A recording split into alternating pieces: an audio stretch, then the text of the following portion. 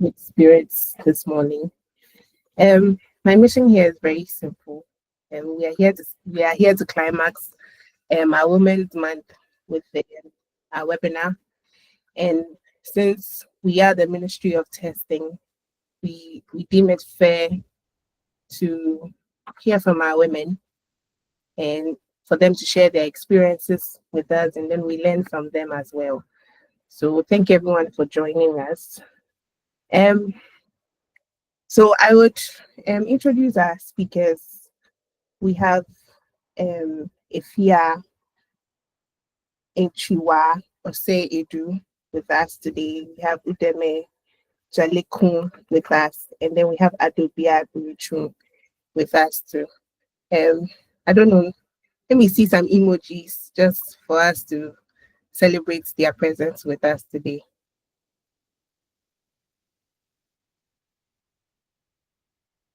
Great. Thank you. Thank you. Okay, so we'll just go right into it. So we'll first start with their stories. We want to hear from them. Just tell us about yourself. I don't know who would go first. Maybe if I would go first. Just tell us about yourself and your journey in testing and where you are right now. Just give us a brief of that. All right then. Hi everyone. I'm Afia, Antwiwaa, Osei, lots of names.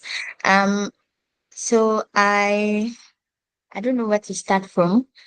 Of course, I'm a QA engineer and I work with Monterosa. My company is into. Can everyone hear me? Am I loud enough? Okay. So Yes, my we can hear company you. is into. Okay. Thanks, Bill. My company is into creating sporting softwares for companies. So if we have, say, a club like a typical example is Liverpool. So we have Liverpool, we embed web apps into their already existing app. And then we give them like live feed on how Liverpool games go so that their fan base, yes, can follow up. We also do things like we do voting software. So if we have a client like MTV, when they have the awards, we do those voting carousels for them, and then we collect the votes. And so we are mostly into sporting and then the entertainment industry. That's what we do. I think that's really for me. Yeah. Unless I'm missing anything. I mean, maybe tell us something you like to do, like in your spare time. Oh, yes, Like, yes, yes, yes, yes. So I love to read. I love to read. I love African writers, mostly because of the humor, especially Nigerian writers. They are really funny. I love non-fiction too. So I love watching documentary about almost everything. I think it's the curiosity that drives me. I'm like that. And I love music. I love music. I love the violin. Uh yeah, that'll be me. that's great. Thank you. Such an interesting personality. Okay, I think we have Udome next. Maybe tell us about yourself, what you like, um, where you work, and then where you are. I mean, something you want to share with us just about yourself. All right. Good morning. Good morning, Ministry of Testing Ghana. It's an honor to be here. Please confirm you can hear me. All right, great. So I'm Udeme Jalekun um for the non-Nigerian audience. It's my surname means break the door. So I guess that's interesting. Break door literally means break door in Yoruba. So I guess that's the interesting bit about me. Okay, what do I like to do? I'm a software tester, quality assurance engineer. I have a couple of years of experience working mostly on financial technology applications, mostly because that's what and comprise most of the apps I've worked on. Lending, payments, cross-border payments, inbound, different forms of payments, accounting software. Also have experience with social media applications, social applications generally. Yeah, so that's it about work. What I do for fun. Hmm. So I like to sleep. That's what I do for fun. I know it's not, it's I an agree with you. it's an Yeah, unpopular I like it. it's an unpopular opinion, but I like to rest. I like to be in a state of rest because I don't get a lot of it. So when I do get the chance, maybe the kids are away, someone's helping me out. The default fun for me will not be a movie, will definitely not be Afia's book because that's another mental energy that I don't want to disperse. So it's sleep, a state of rest. For me, it's sleep. Yeah, so that's a bit about me. It's great to be here. Thank you. Adobea, we would love to hear from you. Yeah, Adobea Biritwum. I have really enjoyed what I've heard so far. In fact, when Afia was talking about the fact that she likes to read, in my mind, I was like, that's not me. It's sleep for me. And I'm going to sign with Udeme on that. It's really sleep. Honestly, I'm sorry. Honestly, I am trying because I have like a 7-month-old baby. And so I read on my way to work, back from work. That's the only time I get really. So Wow, I wow. think I'm with you definitely on this. The little time we get we sleep, but if we have enough time, we read something. Maybe at the salon or something, you know. That's good to know. That's good to know. But I'm a software tester and also a product manager. Software testing came in for me. For me, I usually tell myself it's my COVID takeaway because it was during COVID that I really became serious about it. And then I jumped ship, moved into a different company where now I'm a lead QA engineer and then also into the product management. It's been interesting so far what I've learned along the way. As an individual, I like talking. I like communicating, and currently I am the host of Geek Squad. It's actually a tech-related program on Joy FM in Ghana. So I get to interview different industry experts, and then we talk about technology, basically. What I like to do for fun, I think I enjoy, apart from the sleep, I enjoy going out, especially to the beach, just to listen to the breeze, being there, and just taking in the environment is something that I really love to do. Apart from work, because usually my life is work. Work, church, I forgot about that, and church. I also sing at church. So apart from work and then church, it's just living life, taking one day at a time. Yeah. Thank you, Pearl. Seems like we have a lot of things in common. Not just Yes, like yeah. we're in the choir in church. We should. Yeah. I think we have a lot of Jesus girls here. Yeah. Anyway, okay, so moving on, I think the next thing is we want to hear about your journey. Um, where did it start from? How is it going? What are some of the challenges you've had to encounter, and how you were able to um overcome those challenges? So I think maybe Adobea, you start first since you were the last person. Sure, that works. As I said, it was my COVID takeaway. So prior to 2020, I had been an application support specialist where I was basically helping our end users in the company I worked with in terms of any issues with the application, the core applications that we're using, and Microsoft as well. And then from time to time, I did some desktop support.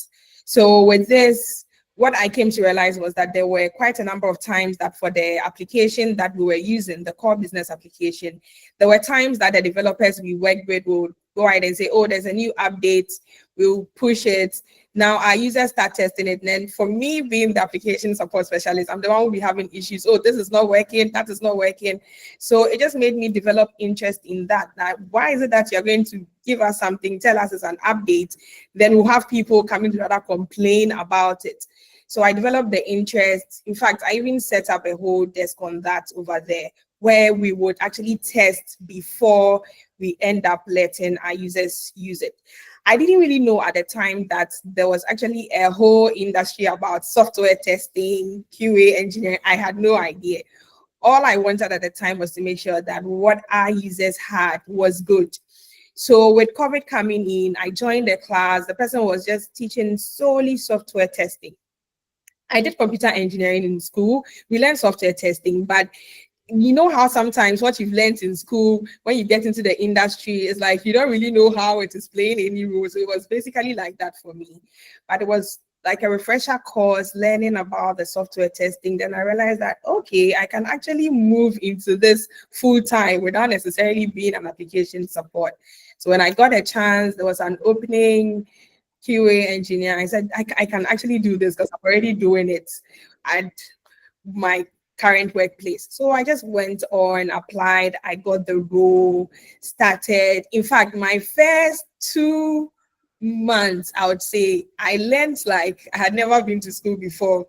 I was on Udeme, I was learning all kinds of courses, API testing, web testing.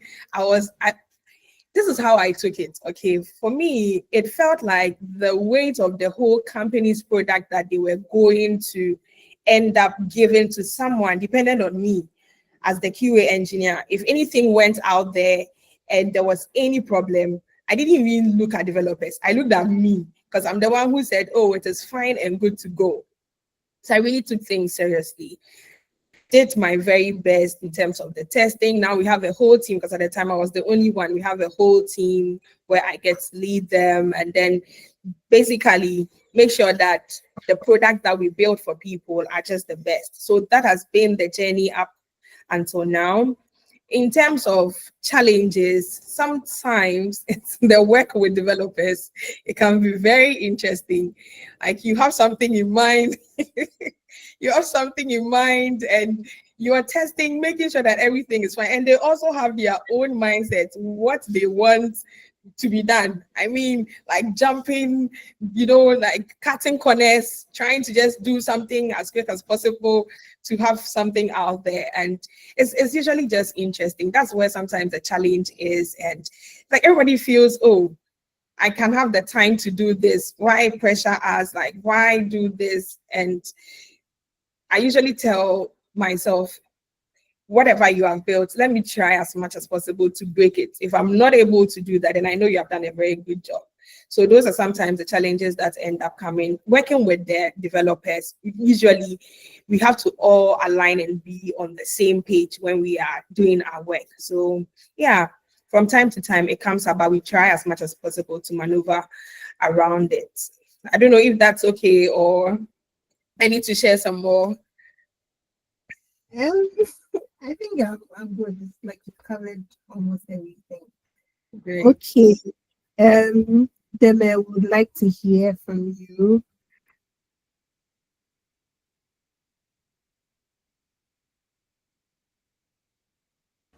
Okay, so question was on challenges, right? Can you hear me? Yes. So yes, we want to know your Journey into yes, testing. testing, and then any challenges and how you Okay.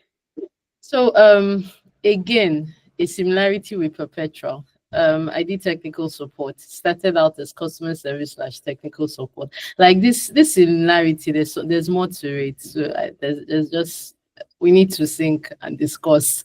Okay, so that aside, yeah, I started my career as customer service and technical support. So Demo was like the go-to person if you have bad news to deliver to the client, right? At that time, I was working in an ecosystem that dealt with different businesses. So there was the educational part of it, the edutech part, there was the power sector, there was the finance sector. So it was a conglomerate, but had different business units in it. So we're providing technical support for them. So if, for example, in the edutech system, results are bad, or there's a bad news you need to give to the customer, right? Udeme is your go-to person to, because it felt I had the emotional intelligence to deliver bad news. Okay, so Yeah, how was that? Because why should you always be the one to be delivering bad news? so if you work in customer service or over time, you'd have to get to a mental frame. It's like journalists sometimes, with the way trends are happening in the world. There's a way you get exposed to a lot of maybe bad news because of the nature of your job, right?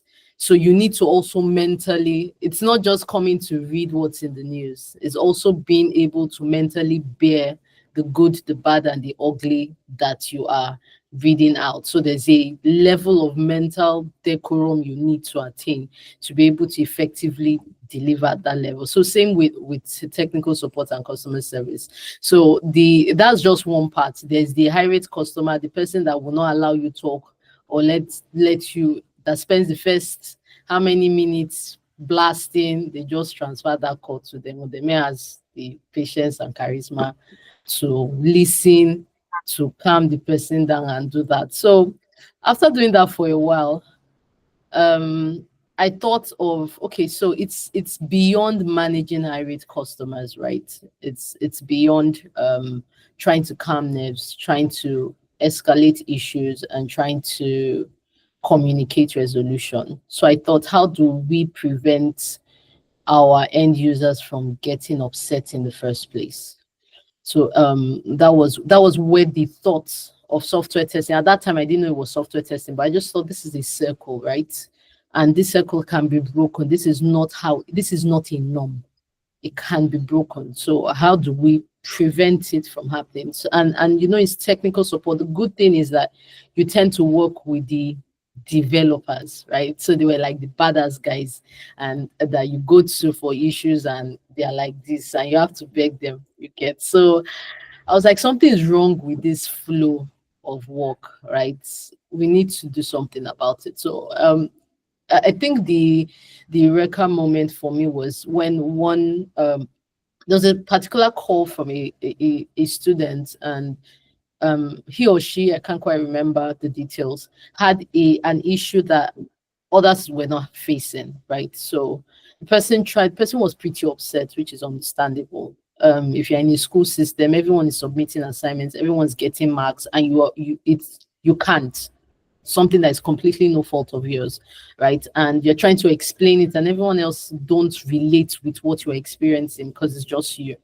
So it was a pretty frustrating period. So I was on the call. I tried to appease, tried to ask the customer the steps they took. Just after the call, trying to figure out why this person was getting this. So it involved me trying to tweak different settings, just trying to see how I could reproduce this experience this customer was facing. And then I was able to get it. So I included the why. It wasn't just the problem, it was then the steps as to how you would get that problem and what's unique to that customer. And so at the time when that ticket was picked by the development team, the QA then reached out for further explanation. So I told her, oh, this is the backstory. You need to do this, and you get the error. And she was like, oh, wow, you've done my job for me, right? You've solved it already. Like, so that have you considered joining the QA team? And that was it. That was how the suggestion came, and I started reading about it. I started learning about it, and unfortunately, I don't know if it's fortunately or unfortunately, the first resource I was given was Guru 99. How many of us know Guru 99? It has unending links. there's a hyperlink that leads to a hyperlink. The next page, the next doesn't end. It just keep going next. And I was like, God, am I sure I entered the right place like this? Should I not have stayed in my technical support? And yeah, that was how it started. So for challenges, I'm answering the second part now. For challenges, there was the learning challenge. Unlike Perpetua, I guess that's the only difference. I am not a computer science or engineering graduate. I studied chemistry. Okay, chemical engineering, chemistry. Okay, there's a similarity. Okay, so I studied chemistry completely. The only CS course we did in chemistry, okay, we did 2 in both semesters. We did not enjoy it. So no, it wasn't something that I thought I would be using post school. So I didn't have a computer science background. I was completely new to IT. The only IT experience I had was technical support. So the learning curve, and when you are slammed with a resource like Guru 99 and software tests help sites, it's just an unending journey of hyperlinks and further resources, right? And it can get overwhelming. So I would say the challenge when I just transitioned was the barrage of information. Yeah, the internet was not as advanced as it is now. There's AI, there's a lot of fancy things.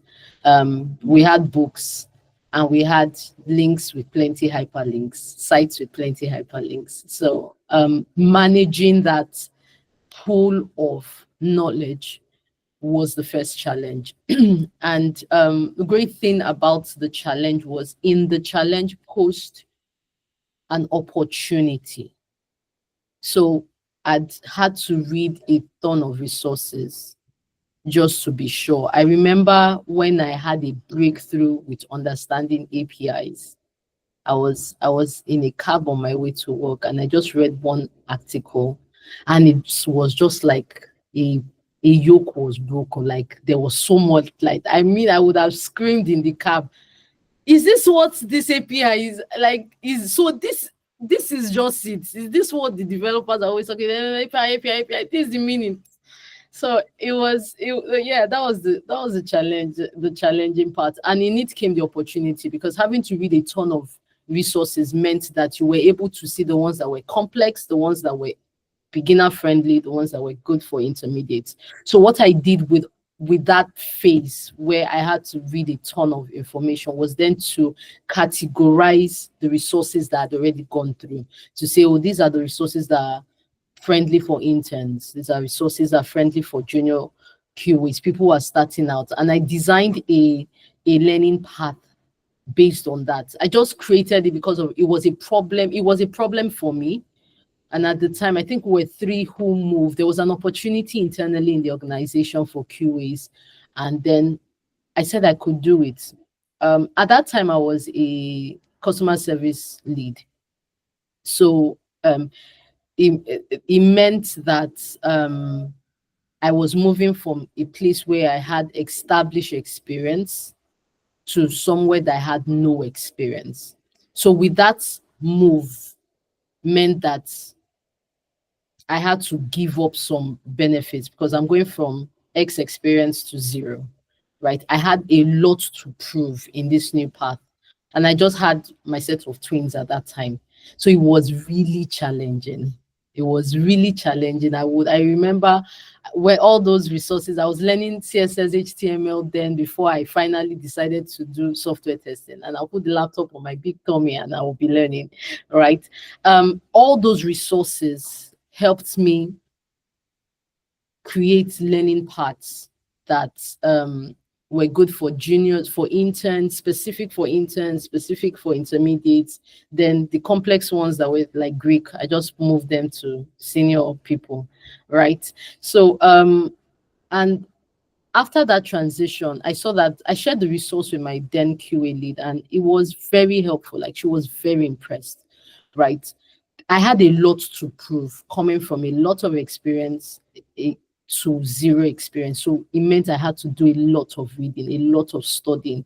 I had to prove myself. So I think within 6 months of the transition, I got my CTFL certification, just to prove that, yes, I may not have experience, but I can do this and I want to do this, right? So for challenges, I would say yes, it's the learning curve, especially if you are not from the CS background or engineering background. I don't think it's as difficult now as it was back then, but there's the learning curve as challenge. Yeah, I'll just stick with that for now. I think I've spoken too much. No, I think we really appreciate the journey because personally I can relate from that. No, I don't know. For me, I've been transitioning roles. I work with a tech company, but I've been transitioning roles. Like I've had a technical background and all that, but it keeps moving from one role to the other, and you still come back again. And we really appreciate your experience because coming from um, a non-computer science background, you were able to understand, and now you're able to teach people for them to understand because you didn't understand it, so you had to understand the basics so you can relate when somebody is now coming up. And so I think this is a very good experience. Um, yes, very, very good experience. So I really appreciate this. I think it's some form of encouragement for me personally. If yeah, would love to hear from you as well. Thank God. I'll just follow in the lines of Perpetua and then Udeme. So I have a very interesting part to QA. I got introduced to QA at when I was doing my national service at IT Consortium, and even that's how I met Judith. So at the time at national service, my boss Edwin, he was in charge of like both IT, all of the IT departments, and I think he realized that most of their products had to be cross-checked before it got to Perpetua and then Demi's place, technical support, so that they don't bring it back. So he was trying to set up a QA department, but he had two national service people, so myself and another lady, and then we had Judith there who was already doing. Judith is on the call. Judith, please say hi to everybody. Hi, everyone. Hi, Afia. Hello. And so Judith was already testing some of the things, but the company had lots of products, and it is a fintech company. So I got introduced to QA through that.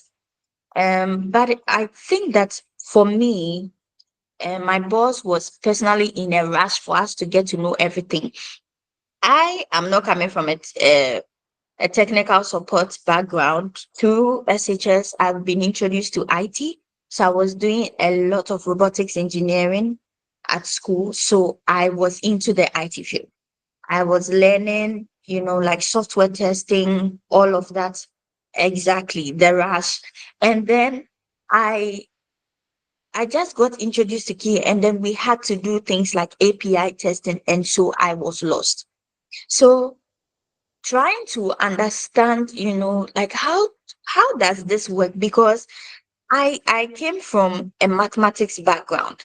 I did mathematics, but even that, I did the computing part of mathematics. In my final year, I did computational mathematics. And so I wasn't really getting the automated part. I think that it was a bit in a rush for me. So I got a chance to join one of the teams who were testing the web app for one of the universities, Wisconsin. They had a deal with them. And then in that app, we needed to do some authentication. So my boss gave me that part to manually test and then give feedback to the developers. And that was how I got to know, okay, this is how the process should be. So the rush, I think that was my challenge. The rush really didn't do it well for me. Yeah, but that was how I got introduced to it. So my boss was always asking for updates, how is this page doing? Give me a list of bugs that you have found, categorize them into their severities and priorities. And so I was learning on the job. My boss did a really good job. I was learning on the job, and I got to know even all the terminologies that came with QA testing. And so fast forward, I got an offer in the middle of national service. I got an offer from my company as a junior QA tester. And I was like, oh, then let me just jump onto that one, because that one would also give me that one, I mean, the role itself, like Udeme said, that you needed to prove yourself. Exactly. So I applied for the role, and then I resigned from national service, which that process too was too long. I don't think we have time to delve into that. But fast forward, I moved into my current company. The challenge with my current company, I think that's where it rises from. Number one, it is not a Ghanaian based company, it's a UK company. So time differences, thank God it's UK. We are usually like 1 hour ahead, or there's some small similarities, but even that, we have US clients. So time constraints was one thing. The product needed to be ready at a particular time. It could be midnight. We needed to verify all that. It could be midnight here, but morning in the US. So that had to go.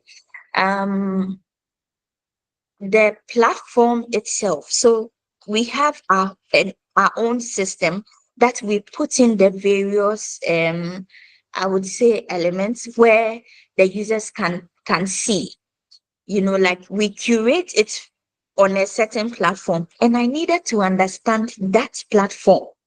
So aside even trying to understand the role transitioning, what QA itself was about, we needed to learn the things around the company. I mean, the systems within the company, that I needed to understand that before I could do the QA work itself. So really, those were the challenges for me. But my transitioning journey was I would say quite easy. Being introduced to IT at a very young age, consistently following through, and then also I mean, I knew a few things, HTML, CSS, a little bit of some Python, because I've been in the robotics field, but it wasn't like software testing.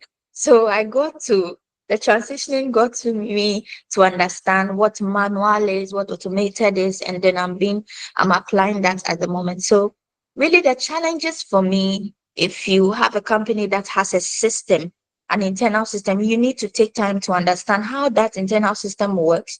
And then before you even understand how the QAs have a certain culture that they follow, and then the systems that follow. So that was really it for me. But my journey I've really come far. I've really come far. I think that's what I would want to add to it. Yeah, that's me. Um, okay, so now listening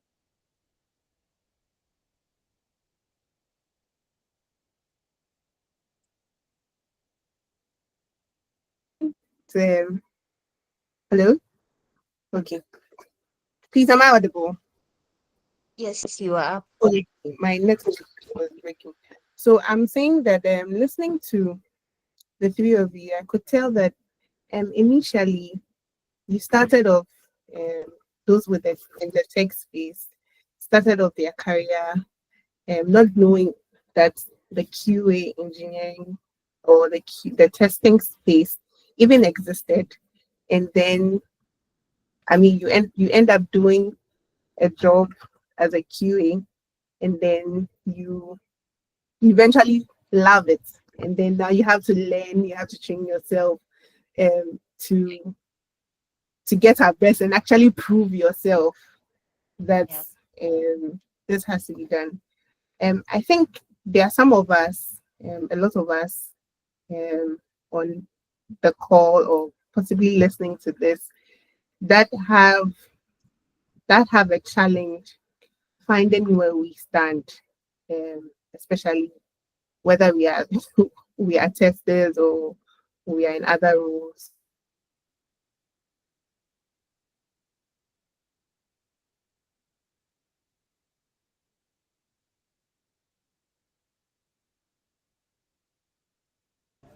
I think we lost Pearl again. Hi. Hi. Hello. Yeah, we can hear you. Okay, hear you. great. Okay. Based on this experience, for some of us that we now want to enter the space, what are some of the things that if you are to learn Q engineering again, what would you do? What would you do better? Like maybe have like a tell us a path that you feel will be the best path for us that we are now entering the space.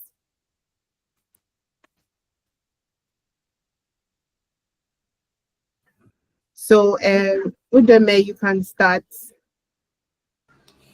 Okay. How to learn Q in 2025.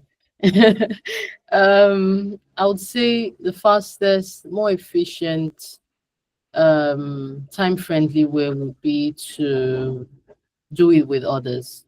So learn in a structured learning environment. I'm an advocate for that. Structured meaning there's a system, there's a curriculum to be covered, a well thought through curriculum that was thought through based on your level. So we have like the three guests here, and all three have different experiences, right? So starting with a team of people that are like you would mean you are learning you are learning together. There's a thing that community learning does that you would not get. You might get it with some time, but you don't have that time. That's the honest truth. I tell people that I train, the way you've made the decision to sign up for this class or to transition to software testing is the same way hundreds of thousands of people across the world also made the decision. What's going to make all of you stand out would be the tenacity and how much you want this. So you don't have the luxury of time to say, okay, I'll just do it in 6 months. 6 months later, there's no time. That 6 months, that 6 months, there are other tons of people who will be entering the same job market as you, would have gained experience. So my quick advice would be enroll for a structured learning environment. Learn with people. It can be paid, it can be free, but learn as a group. Similar people who have the same passion and drive to learn and zeal to learn. Time box it. There are a lot of academies. I don't know about Ghana, but there are tons of them in Nigeria, right? There are a lot of them. You see 6 weeks here, you see 4 weeks here, you see eight weeks here, you see 3 months there. There are a ton of them, right? Essentially review what they have to offer, review testimonies or reviews from others, but that's one of the ways, because you are new into this, so you don't know how it should flow. You don't know the stages and the steps. You don't know, you are not supposed to learn API testing first. You need to learn the fundamentals and the basics, right? You will not know what manual testing is. You will not know if it's a thing or not, because in fact, this one that I've used that term manual testing, I'm very sure people come for me, right? There's the whole debate of testing is testing. There's nothing like manual testing. Yeah, we actually come for you myself. Yeah, that's not the focus for today. But essentially, what I'm trying to say when I refer to manual testing, yes, I do. Let's not even go into that. That's a black hole that if we start this meeting will not end. Essentially, what I'm trying to say is get to understand what software testing is. It's not your understanding of tools. Is not utilizing the latest framework. There is a fundamental to software testing that if you skip in your learning journey, it would do yourself a lot of disservice. So enroll in trainings because they provide a structured format for learning. They have thought through, and most of the time, just like every other tech profession, things change, right? Even the ISTQB curriculum has changed since when I wrote it. So things change. You will not know, right? It would require someone who has been in the game for some years to tell you, oh, this type of testing, it has changed. Based on the curriculum, it's now this instead of this. It used to be this some years ago, it's now this. You won't know that. So these organizations review their syllabus or should review their learning content and their training materials as the industry changes. That's why it's great to join them. So I've spoken about support that structured learning provides. I've spoken as to how the structure itself enables you that by 3 months, you have learned XYZ things. It would be difficult to learn it on your own using YouTube. It's not impossible, but it will be difficult. Do you have that time to navigate the unending hyperlinks, like I said, and not feel frustrated? Like, that's my advice. Do a structured learning, time box your learning, learn with other people. Learning as a team enables you to have an accountability partner, enables you to have a debugging partner. Like, you have someone you can speak to about the challenges. You'll be surprised that both of you are thinking the same thing, right? And you're most likely researching solutions to the same problem. So that would be my first tip. I'll allow others give theirs. Okay, yes. So because of time constraint, I'll just so there's a question I would like to ask you, Janelle. We know you offer mentorship and coaching sessions to nurture talents. How is it important to get how is it important to get mentorship, and then how can we find a good mentor? Okay. For mentorship, so just like I explained with structured learning and how learning with a community is, having a mentor means you don't need to make the same mistakes that others did. It means you are saved from the years of navigating problems to then finding a eureka moment. So I was given an instance of the API testing. It took me several weeks, if not months, to understand what they meant by endpoints, base URLs, requests, like for me to not be lost in the technical review sessions, right? Having a mentor is like having someone who targets you, who guides you. That's what mentorship is. It's guidance, right? Guides you as to, oh, he has profiled you, he knows exactly where you are and can channel the right resources to you. So instead of going over 10 articles, you just need to go over 2, and you have that time. You see the time it has saved you, right?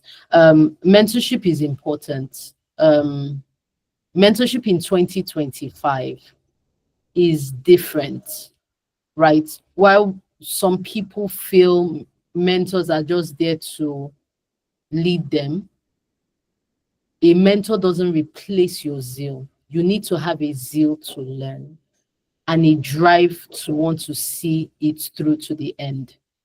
So yes, I mentor at different platforms. There's the Ladder Tech mentorship program that's starting today. Not just for software testing. Ladder Tech deals with mentorship across a lot of tech spaces. There's ADP list. You can start from there. There are a lot of mentorship organizations or institutes that offer mentorship. And I would advise any newbie to grab it, but a ton of the work will come from you, right? Because you still need to want it. How much do you? So I usually start my mentorship sessions trying to understand why you are here, why you choose software testing of every other thing in IT. And you'll be surprised at to the answers you get. Oh, I think software testing doesn't require coding. And I just laugh. You have entered the wrong boat. So it's good to start telling them early. Actually, if you were told that, it was a lie. So don't believe the person that told you that. Okay. So there's a why, and the mentor just helps you to see things clearer. I would advise any newbie to get a great mentor, and it's more of you, and it's more of you serving and showing up. So a mentor will just give you a guidance, whether you take it or not, or what you do with it is really up to you. So mentorship is great. There are a ton of platforms. I've mentioned a few of them that you could go to get mentorship over a period of time. And like you said, different people are learning at different levels, right? A mentor guides you based on the level you are so that you can achieve results at the shortest possible time without having to go through the challenges they went through or other people like you who are just starting will go through, right? So yeah, I'm an advocate for mentorship. Thank you so much for that. Adobea, I have a question for you. So you are a lead QA and you are a product manager. You know, there are some misunderstandings when it comes to QA and then product management. How can we work those two together? So with being a QA and being a product manager, usually the product manager is the one who is in charge of the product. More often than not, will be the person who will be liaising between the client and then the development team or the engineering team, depending on the company you're working in. Now, what I have come to notice is that there are times that as the QA engineer, you really want the best in terms of making sure that the product that has been built meets the standards, doesn't have any bugs, everyone is able to use it without any issues. And putting on my hat as a QA, I will want ample time to test, make sure that I've done all kinds of tests, negative testing, positive testing, to be in the place to say that this is fine. And sometimes I think my temperament also comes in. I'm the kind of person who likes things to be done well. Like my perfectionist nature will sometimes come in. So I'm just looking at how best can we get this. And for the product manager, there are timelines we are working with. We've agreed to certain timelines, deadlines that we are supposed to go ahead and meet the customer's expectation. So that is where it becomes a bit difficult to navigate the two. But then what I've come to see is to usually be in constant communication with the developers.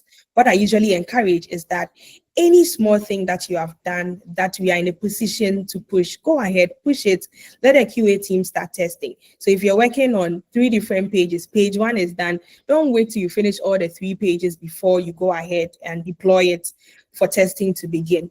Go ahead, deploy the first page, testing begins. If there are issues, the bugs are noted, be doing the page 2. When you are done, push it. At least let's go through it that way to have some kind of MVP in place for the testers to be doing it so that we can meet our timelines, because it's really not fun to go back to the customer and be telling them, oh, unfortunately, we can't really meet this timeline, we'll have to change it and all that. So as much as possible, there has to be that kind of collaboration between the QA team and then the product management team so that at least we are able to find a middle place, a middle ground where all of us are not found wanting in terms of our delivery. So basically, that's how I just try as much as possible not to be just focusing on letting only one aspect win, but both of us winning when it comes to product management and then the QA engineering work that needs to be done. I have a lot of questions, but hi. So I'll reach out to you, don't worry. If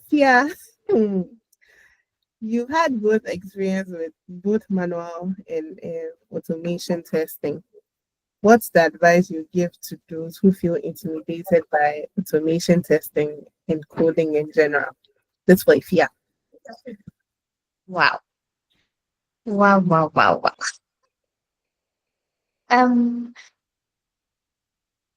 Where do I start from? First off, I don't know why you should be scared of automated testing, but I get it because I was too. Just like Udeme said, some people come into QA thinking that, oh, I want to be in the IT field, but I want to run away from coding. I don't know who advised these sets of people, but it is very, very, very, very wrong. And then you are hit it with you enter the QA and you are hit with it, and then you get frustrated. You don't even have a clear mind to understand where to begin this automated testing. Whoever you are, please, it is not difficult. What you have to do is to, I think the first part, outside with you, you need to know where you are going. And so I even added a link to the chat. It's called roadmap.sh. It has all the learning paths that everybody in the IT field, every title, I think a lot of IT spaces, we craft a lot of titles. But for the well-known ones, there's a roadmap for each of them. So if you visit the QA page, you can have, of course, understanding the fundamentals of software testing and then having the QA mindset, even before choosing whether you want to be a manual or an automated tester. You need to have the mindset that things have to be done well. Things have to be done appropriately at a certain timeline so that it doesn't conflict with product managers and QAs, because that's where the conflict is. But the journey to automated testing is, I think, is a bit not too straightforward, because it depends on the company that you are at the moment. Does their services require automated testing? Typically for my company, there are certain parts that require, certain parts do not. For the parts that we need to embed some of our product into the existing website, you need to manually do it. You need to do cross-browser tests. You need to see it for yourself. You need to publish it and see the things live being populated on the page. And then when it comes to manual testing, we do a lot of API testing. The calls and the requests and the post, everything needs to be done. So one, identifying the path will be a good one. Two, the situation you are in, what it requires, can be a very good learning environment, because then you are learning on the go. We need to test a couple of APIs. Okay, how do I do that? How do I find this? What languages are there used? What platforms do I need to work with? So that actually keeps you on your toes to understanding where it can be applied. When you are in an environment that requests those skills, you can easily learn on your feet. But if you are now starting and you want to learn everything, both automated, manual, it wouldn't work. The environment that you are in would determine the direction and the tools that you need for that. And then also, it is important as QAs to add automated testing. The direction within which the world is going really, really fast. At the twinkle of an eye, we are using AI. At the twinkle, like, it's just, even now, I can just go into my AI and then ask, create a regression checklist for me. with these kind of things. And then it creates the checklist. I tweak it to how I need it for the task, and then I'm done. You know, you can go there, ask a lot of questions about automated testing. Where do I put? Even ChatGPT can create a roadmap for you to learn. So it is not difficult. Again, like Udeme said, have a mindset that I want to see this through. Once you have that mindset, trust you me, you would actually see it through. So it is not difficult. Let nobody scare you. You can learn at your own pace within the environment that you find yourself, and don't be in a haste at all. Learn at your own path. Don't let the developers give you pressure. Oh, I need you to test. You know, sometimes the developers, they stress us a lot. I need you to test this thing. Meanwhile, I really don't have an idea even how it is. Someone was asking me what metadata. I'm like, excuse me, metadata. Let me go and find out. Take your time. Go find out what it is. Ask questions. Don't be scared. Again, don't be scared. Sometimes when we are in positions, I was recently promoted, by the way. I sometimes I get scared because I have to, you know, like you need to, it's like you want to fit in that role. So instead of you to ask questions and ask, okay, how do I go about this? What do you expect of me? Q is, please, let's ask that question. What do you expect of me? What are the timelines? Because sometimes we get carried away. We will test and test and test. Sometimes we get carried away. So just know the environment, know what is required of you. Use the tools that are available. There are a lot of free learning sites. Like Udeme said, there are a lot of free learning sites. Take advantage of them. But again, precautionary. Know your path, know where you are going, have the QA mindset. Don't be in a rush to complete anything, to finish anything. And I think that fear would vanish if I had to. It would vanish automatically. I think that's what I'd have to add to that. Thank you so much for your lovely stories. I personally have learned a lot from this session. So would like to open the floor for questions. I've seen a question in the chat. I don't know who would answer this. Pam is saying, is it Pam? Okay, Pam is saying that, can you recommend any tips for creating a manual testing portfolio, please? So that's her question. I don't know who will take it. I think Afia dropped link for them to go through. But I have a question first off. I mean, I want to ask a question because perhaps I'm sorry, this is women in test. I'm not a woman, but then I think I need to learn. Perhaps if my daughter wants to follow my path and be a QA engineer too, that'll be fine. Well then, first I want to say thank you to Udeme. Thank you for Afia. Thank you for Perpetual Adobea. It was kind of a pleasure and a great opportunity having you guys here.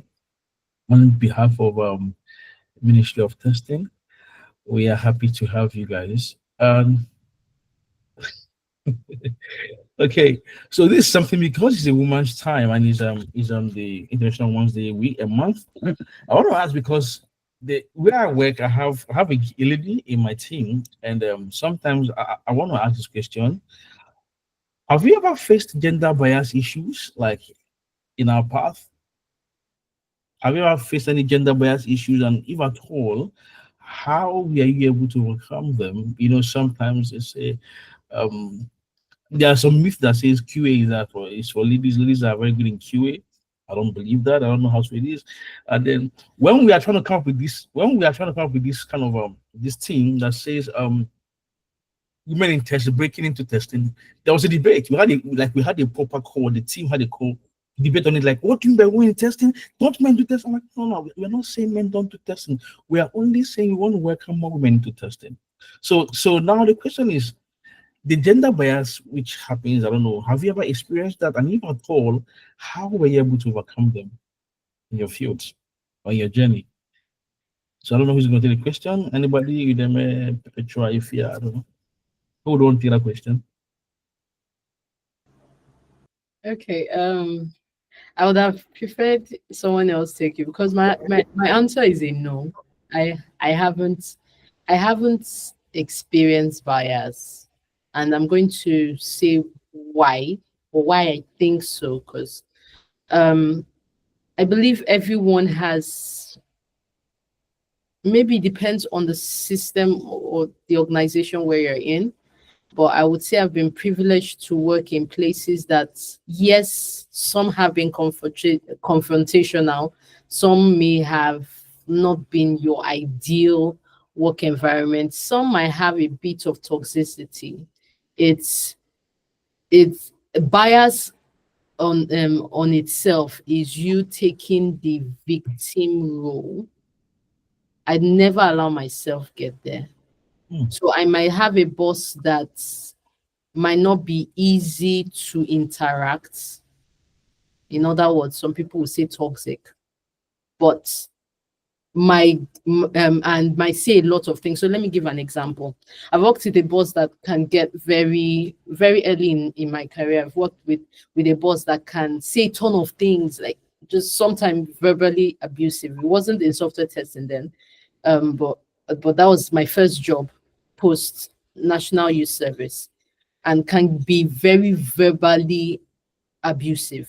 So what I do mentally is, she may have said 10 sentences. Just pick out the constructive things from what I didn't do right. Pick it out. So you need to be able to mentally sift the noise and pick out the points and act on the point in the midst of that noise, because there's a way we can get emotional and feel, she called me this, she called me that, she called me this, she called me that. If you sift out all the things that you were called, there was a constructive feedback hidden somewhere.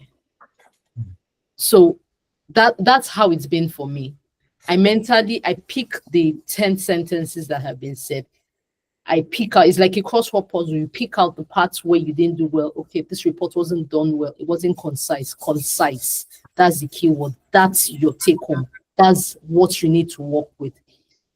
It wasn't, there was no graphical representation. It was just boring graphical representation. You need to be able to sift out those things and put it, learn about it, come back tops. I'm not saying it's great to work in a toxic environment. It's something, the only response to toxicity is for you to leave. That's my view. When you work in a circle that is a workplace that is toxic, leave. That is as simple as that. Just leave. Before you get the opportunity to leave, pick out the feedback. And that's what I said. Pick out what you need to do to grow. Because in that, I spent just a few months working with her. But in that space, I would say I groomed tenacity, and I groomed this skill of being able to sift out the gold from the noise, right?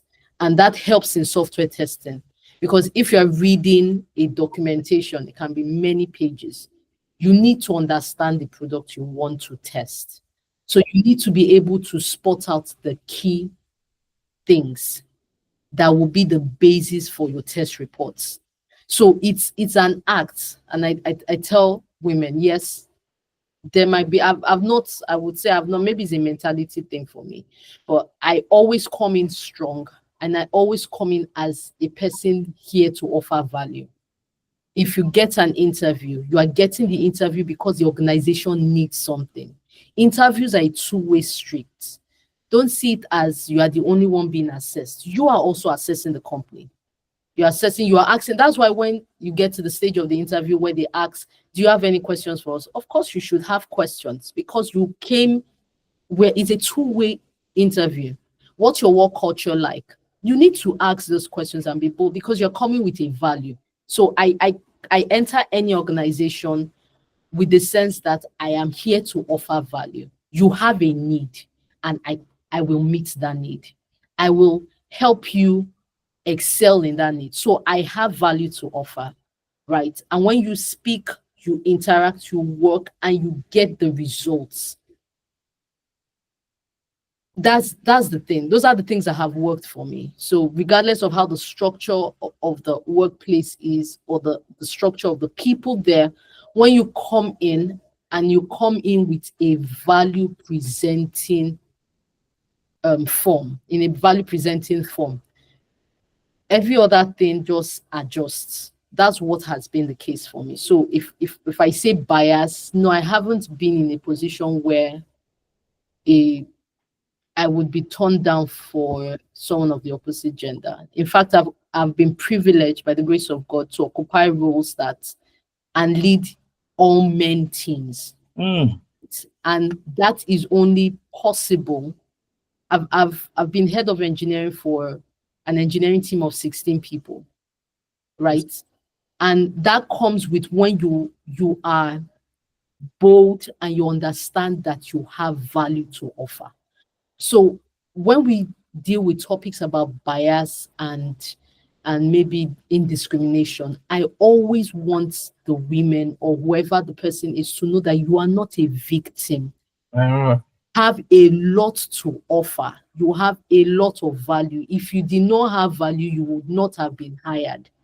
So you need to remember the why you got into the organization in the first place and deliver on it consistently. When you're consistently delivering and exceeding your KPIs, your targets, there is no question of a bias because you are giving results. You bring out your receipts, right? It's the receipts that speak for you. You don't need to have so many back and forths, right? And that's something that works for me, really. And I hope it helps.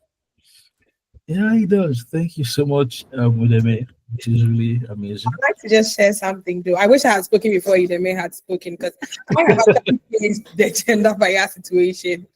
And this was right after national service when I applied for a role. It was a database administrator then. And I think there were just two of us left, a male and a female. And you remember when you were speaking, I heard you say she at a point. The toxic environment, if I can call it that. Unfortunately for me, there were just two of us, a male and a female, and myself and one other male. We were at the last stage of the interview. And interestingly enough, a female on the interview panel said, "Oh, you just finished school.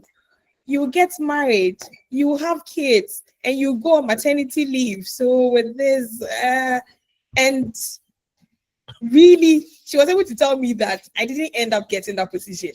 I didn't end up getting the position. It's not a place you should work in. It already tells you that the culture is not what you should. That was what I was saying about interviews. It's a two-way street. Imagine that person was your line manager. Your first job is going to be hell. So you've already accessed that that's the wrong place. She just said that. Afia. I thought you were saying something, but it was like that, and the guy had the position, and I had to move on, and now I'm in a different place. But I'm just happy and grateful to God for my current company. Our CEO is the kind who actually will be pushing a lot of them. Our CTO is a female. Myself, I'm a female. We have quite a number of females. The interesting thing about the question that Sylvester, you asked about whether QA is doing a lot of females doing QA work. So in my team, yes, it seems we have quite a number of females, but we've managed to, at a point, we had to pull one dev who is a male to join the team. So I saw a question where someone was asking if as a developer they can move into QA. It's pretty easy. What I usually say is that you already have the skill of doing development, as in you already know how to go. So when it comes to automation testing and things of the sort, it's not a problem at all. The only thing is that when it comes to doing QA work, you just have to have a curious mindset. That's what I usually say. You have to tackle it differently. It's not just putting the product out there, but when I do it this way, what happens? You put yourself in the position of the customer or the end user. how would they access this thing that I've built? I'm expecting a certain data type here. What if the person does something else, or what is going to happen? So basically that, but transitioning from being a developer to a QA is something pretty simple. But everything you have shared is pretty good. When it comes to the biases and all that, you don't have to see yourself as the victim at any point in time. If you know your value, if you know your worth, definitely it's just a matter of I'm moving on. I can get something to be done elsewhere if you don't need my services. Yeah. Thanks. Wow, thank you. No. Thank you. I think can I go ahead, Sylvester? Yeah, you can go ahead. Okay. To add a little to what Perpetua and Udemy had mentioned, I think I agree with both of them. I have experienced some indiscrimination. I've worked outside of my job now. I've worked with a team, like a short team, where we worked on a product, and then it was between different nationalities. I was on a call when they mentioned that, oh, they want to speak their language on this call. It's about the product. You want to speak your language, excuse me. And so I allowed them to have the meeting. They spoke in their language. They came back and they were like, oh, we actually need your help on this. And so I resisted. No, no, no. You don't have to, So if you know your what, you don't need to, I don't want to say succumb, but that is the only right word to, you don't need to succumb to it. Just think of how to make the thing better independently. When they know your word, they'll come back for you, no matter the discrimination. And also don't look out to be discriminated. Sometimes we want to play the victim kind of position. Don't look how to be discriminated, even if you are with guys, and mostly the guys are the developers. Stay firm on what you believe in. Stay firm. When you report a bug, it comes back. Look at it constructively. Don't think that somebody wants to undermine you. If you have that mindset that, oh, I'm a woman, let me just crawl in my shell somewhere, you've already lost. It's not a battle, but you've already emotionally, you've just said yourself that anything that you put out there is wrong, which is actually not good. It wouldn't help your career in any way. So don't have the mindset of being a victim. Rather, make yourself better with the expertise and sharpen it. When you sharpen it, and when they need your help, they'll come for it. When you talk, they would listen. So focus on adding value to yourself, than looking out to be a victim of indiscrimination or being biased. I think that's what I'd add to that. Thank you so much. My question has got across the thought of you, so I am grateful to hear and to listen to what you said. It's very interesting to have that, because I am a proponent of someone who really advocates for women, and I really want women to move into that. And that is why we have this program. This is the first part of it, because we've had different webinars, but I said it's okay. I think we need to start pushing more Ghanaian ladies into the field. And I've been in a place where I happened to work in a project with FNB Bank, and I was helping out in their test manager, as a test manager there. And then we had this lady who was also an automation engineer by name Gamel. I believe she'll be speaking the next month. So I had to say, listen, Gamel, you're good at this, and I want you to know that you can be a very great leader. I'm here for just a few months with you, but I'm going to tell the management that I see potential in you, and I want you to stand in. Now, Gamel was unsure of herself, probably because the previous manager didn't want her to be a lead or something. So I felt like probably these are things that endangers women in the field, whereby you don't see yourself as a potential, or you don't see yourself as someone who can render value and to lead a team. I mean, it's difficult leading a team of men. I mean, not boys. I mean, men. To lead them as a manager or something is difficult. But the thing is, if you know how much value you can, and of course, if you have proper social skill as a woman, you can always communicate effectively with your team and listen to them. Of course, have empathy where you think you need to. So that is one of the things I had to leave, and hopefully, graciously, Gamel became the lead for the team. when I left. So I think that is something I was more concerned about, because I get to see that, and I'm glad some have experienced, some haven't, but then in all we've learned, and we are still pushing to support women into coming more into the test space, like as I said, and giving them important roles to also hold on in the test space. This is from me. We have more questions on the group. I don't know how to do that. Like, people are asking questions. Pearl, please, I'm not taking over your moderation. Please, I'm just saying something from my side. So you can continue, and maybe you can share the question among the speakers. Thank you. Okay. I've seen that Pam has a lot of questions. Pam, are you in a very comfortable space to unmute yourself and then ask all your questions? Because it's really hard to put in the chat. Yes. Okay. Hi, good afternoon, everyone. Sorry, good morning. How are you? Hi, yes, how are you too? I'm blessed, thank you. So yeah, I'm a Ghanaian, but I was born in the UK, and I have a background in marketing. So if I'm very honest, I've been exploring tech in that I wanted to discover which area to go into. And no matter what boot camps I do or what I go and learn, QA has always hold me back. So I feel like my love for QA is what I need to pursue and I need to focus on. As I mentioned in the chat box, even though I live here, I do want to come back to Ghana. I've always wanted to live out there for different reasons that I won't go into. So my challenge has been trying to break into QA and also trying to sort of understand what the landscape for QA is like in Ghana. So what advice would you give to someone who has absolutely no tech background, who wants to break into QA? And for yourselves living back home in Ghana and Nigeria, what's the landscape like out there? Yeah, I guess those are my main questions, please. Thank you.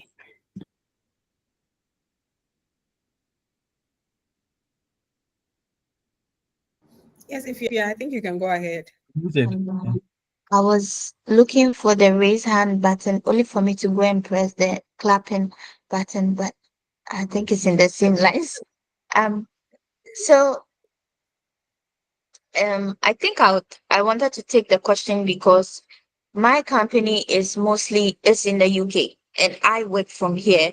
And then I've also had a couple of months, just like maybe 8 or 9 months working in let's say a QA company. I mean, working in QA as a QA in Ghana. The thing is that my sample size is very small, so maybe my submission may not be right. But the testing space in Ghana generally is now developing. I think it cuts across all industries, mostly even for the software industry. It's now developing. It is now that CTOs, CFOs, COOs, all the OOs, and the tech leads and engineering leads are realizing that there's a need to get to a certain quality standard before it is shipped out, so that we don't get a lot of reports coming back to technical reports. It takes a lot of time and takes a toll on the business. And we are trying to also push the name of the business up. So quality is something that matters. And trust you me, it is now developing. It's in a very sprouting stage in Ghana. I would recommend that you actually better yourself out there, because they have a lot of companies in the UK that are already grounded in software testing. They use almost all of the tools. There can't be all, but most of the tools there, they are paid versions of it. Like if you can have Jira, it can manage your sprints for you. Like the project management side, it can classify the bugs, you can have severities, priorities.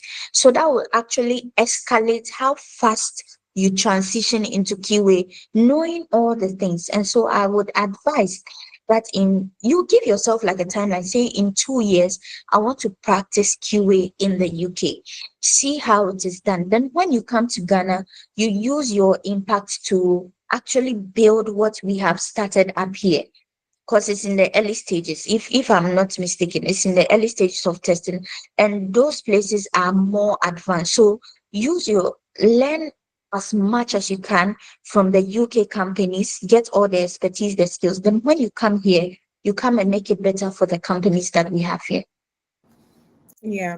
Just to add to that also, I think it will be good because you're already there to find the job there. And now there are a lot of remote companies. Afia is here doing a remote, or it's not remote.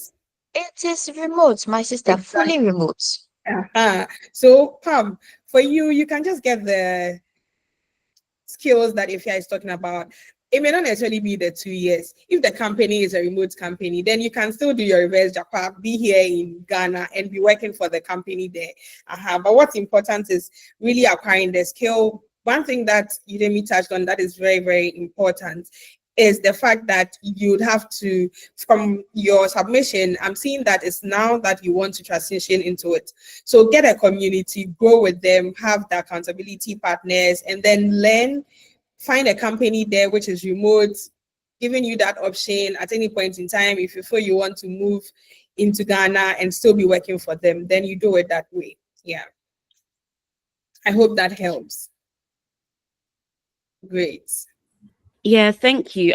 Sorry, can you also touch about getting into the industry as someone who has no experience? Because honestly, I've done boot camps. I have been learning. It's a case of me now getting more into community, which is what I'm trying to do with joining, groups like Ministry of Testing and coming on this call.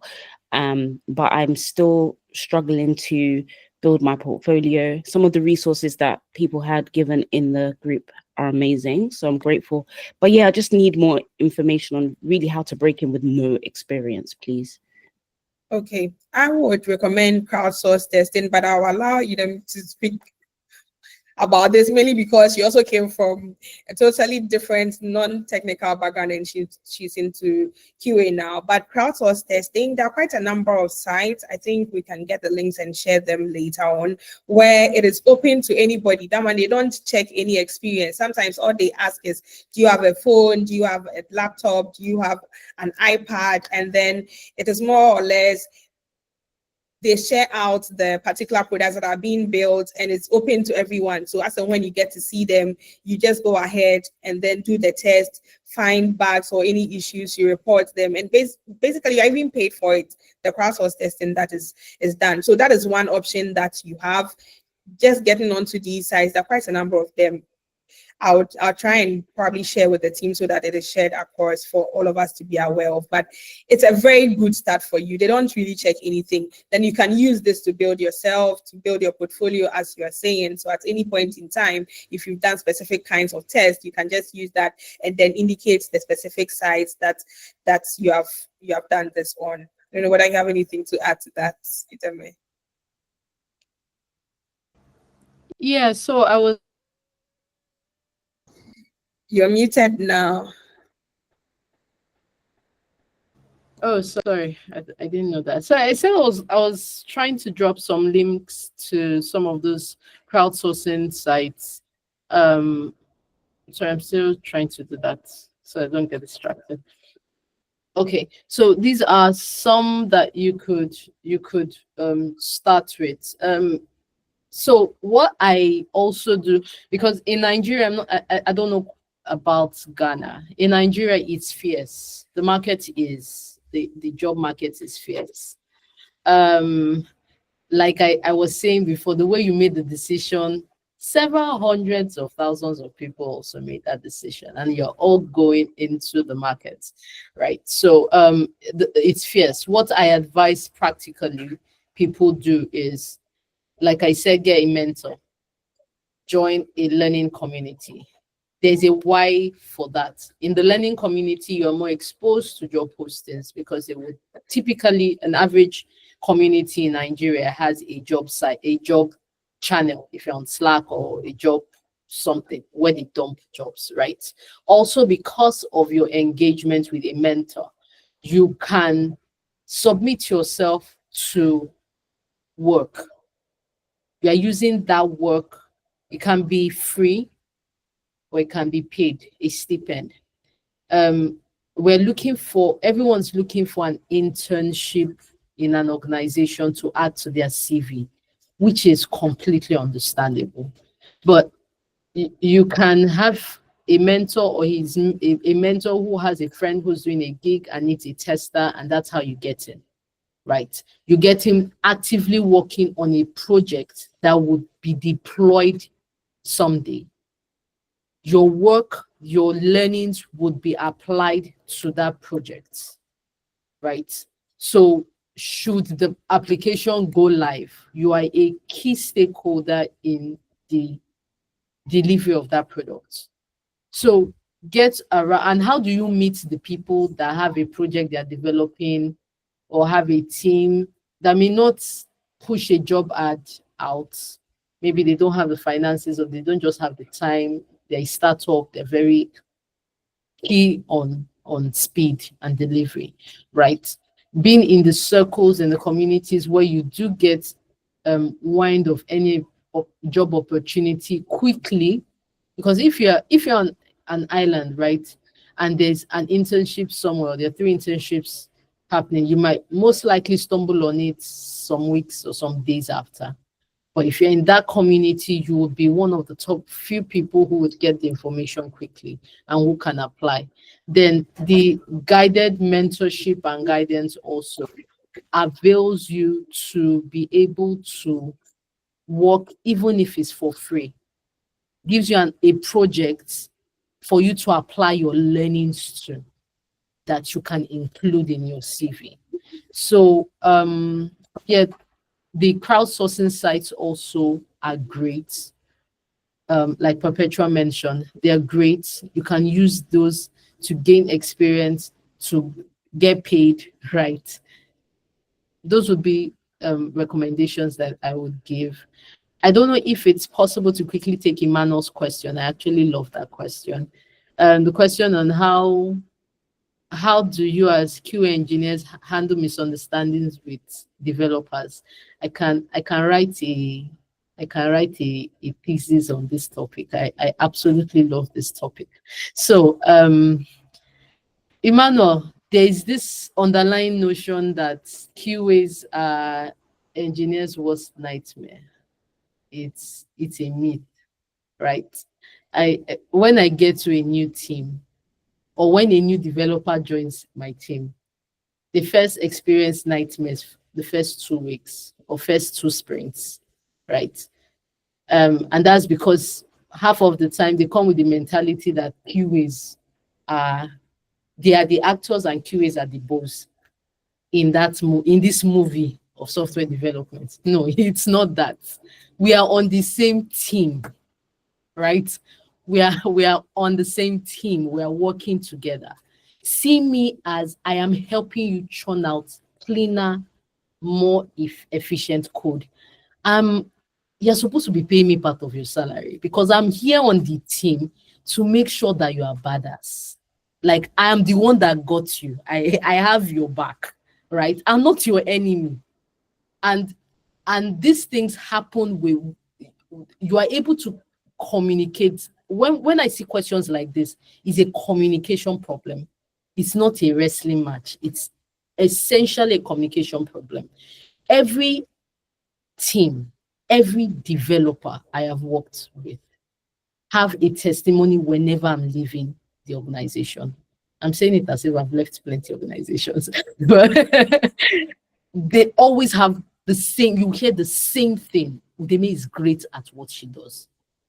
And Udeme is great at collaborating with people, because I help them establish a fact in the first, it can't exceed 2 sprints. After 2 sprints, you will know that this lady is actually a plus to me. Because by the time I dissect what you have done and I explain the why, because developers are human beings. There needs to be mutual respect. I see a lot of posts sometimes and I just laugh. When testers say, oh, their job is to give the developers nightmare, or their job is by 5:01 to dish out a long list of, you're feeling like no, that's not your job. That's not, you are not there to be an antagonist on the team. You are there to help the development team the same way you are helping the customer. You are coming, I tell people you are occupying a dual role. Yeah. You are standing in, when you are in the development team, you are standing as a representative of the end user. When you present to external stakeholders, you are standing as a representative of the engineering team. You are part of the team. You are occupying dual roles. You are not the antagonist. Your job is not to derive pleasure in seeing that people are going to rework, right? If you could have spotted those 10 extra issues that you spotted earlier on, it would have been great. Because if you flip the coin, right, would you always want someone to come back after every 5 minutes with a long list, right? So communication is essential in this misunderstanding with developers. You need to be able to effectively establish that, guys, we are on the same side. We are on the same team. And I'm here to help you. I'm actually here. And you bring out the receipts. So if you brought out a list of 10 issues, of that 10 issues, 7 are critical, right?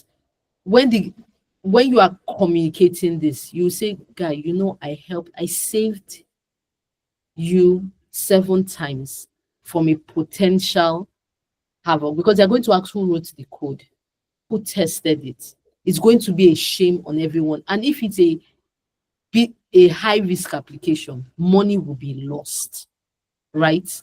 So you see that what you are doing is not just for the good of the developer, but for the good of the business.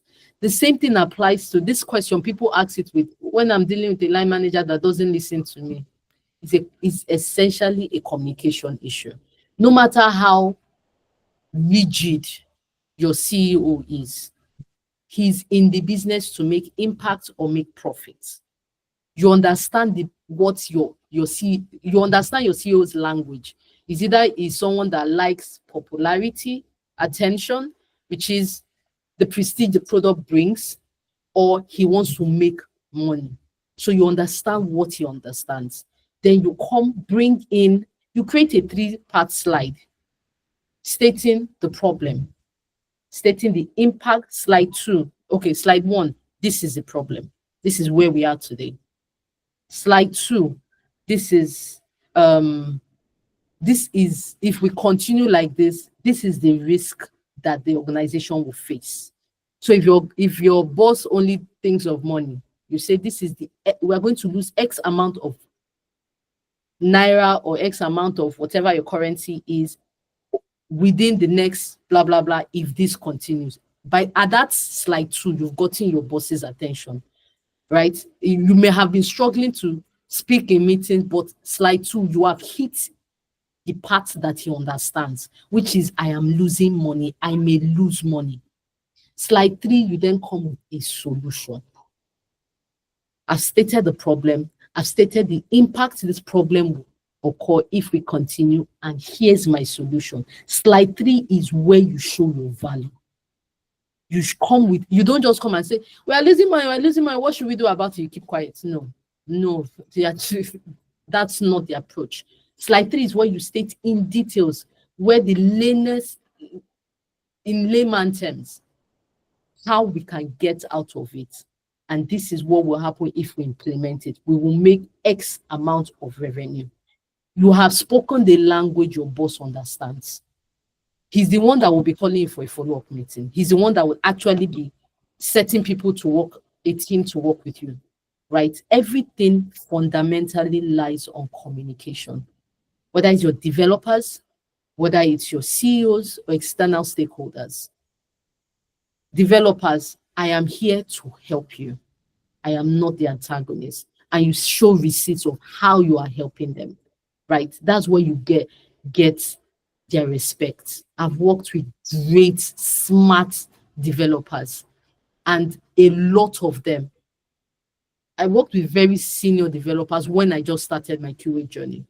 And because of these principles I just mentioned now, I gained their respect with someone who had less than 2 years of experience. I gained the respect. I was brought into calls with senior QAs because of this fundamental communication and understanding, right? So it's not about your years of experience. It's really about the how. How do you communicate? How do you bring out the value and show them that in a way that they will understand? Because people management is difficult. If you don't understand, that's why I said, even if he's a toxic boss, that toxic boss get to understand the language that he knows. If he's after money, if he's after this, and not, like I said, again, the only response to toxicity is to leave, right? So don't stay there. It's either you're time boxing and I'm going to stay here for 6 months and I'm going to stay here to achieve XYZ things because I need those XYZ things for the next place I'm going to, right? So whenever there's a lot of noise, you know, you watch cartoons where someone is making noise, and the person has zoned out. You need to build that bit of zoning out. Then when the noise has ended, you then pick the valuable things, implement it because you are there for a short period of time and you also have a goal for being there. Focus on that goal. I've spoken a lot again. I'll stop here. Okay. Time is fast spent. Thank you so much, Udeme, Afia, and then Adobea. Thank you so much. Please, where can we find you? Because I've seen a lot of people have a lot of questions. And for those who will be watching this once it's live on YouTube, where can we find you? Where can we ask all the questions that we want to ask? So we can find you on LinkedIn. We just want to know which your social media handles. Maybe you can just drop them in the chats. Then we just follow up and then we ask our questions. So I think that would do. Thank you so much. I think I have Emmanuel here. Emmanuel, maybe if you could give us the vote of thanks, then we end our session. Okay. Thank you guys. It has been an amazing session. You know, I didn't know that there were some wild women doing great things in QA as of now. You guys are exceptional, and we thank you for honoring our invitation to speak on this incredible platform. By the way, my name is Annie Ofe Emmanuel. I'm with the Ministry of Testing as the project and product manager. And Udeme, yes, I do understand as you reply to my question about how QA engineers interact with the developers. I had a similar issue at my workplace where one developer, he was insisting that his code works on his machine. It is working perfectly. Now, when I test it on my machine, I'm having problems. I'm like, dude, this thing is giving me problems. And he was like, no, see it on my machine. And then he works it on his machine and the thing works. And I was like, wait, but is the customer going to use your machine to actually serve his own purpose? And the guy was like, oh, but you can't tell me that. Yeah, so those are some of the challenges that I do face when you are managing developers. And I know it's way out of a league when sometimes it becomes an issue. But anyway, Udeme, thank you, Perpetua, grateful. Afia, this your remote job, at least link us somewhere so that we can also get remotes. I'll link you. I'll link you. Okay. And Ikina, Charlie, you are the best. You're doing most, and we are grateful. Pearl, our one and only moderator. Today has been very, very insightful. I've learned a lot and I've listened to a lot. And say thank you guys. Judith is the main person behind all these webinars and all this stuff. We should give a congratulations clap to her. Judith, thank you so very much for all that you do for us. Guys, we are grateful, we are thankful, and as Ikena said, we will be doing lots of webinars like this. And I think in May, yes, if I'm getting that correct, we have our town hall meeting very soon, and we expect and we are praying that all of us will be there so that at least we can actually meet physically and then connect and connect well. So thank you all. Thank you all for your time. And then I hope this interaction and this connection will go a long way to make our lives better. So, Phil, thank you for the opportunity to, and back to you. Bye. Okay. Thank you so much for that lovely exercise. Thank you, everyone, especially our speakers. I think we have heard a lot. We have seen your where we can find you. I'm seeing emails and I'm seeing social media handles as well. And then please don't forget, we have a chat that has been pinned. All our social media channels, MOT social media channels. Please follow us, like our posts, and share them as well. Don't gatekeep.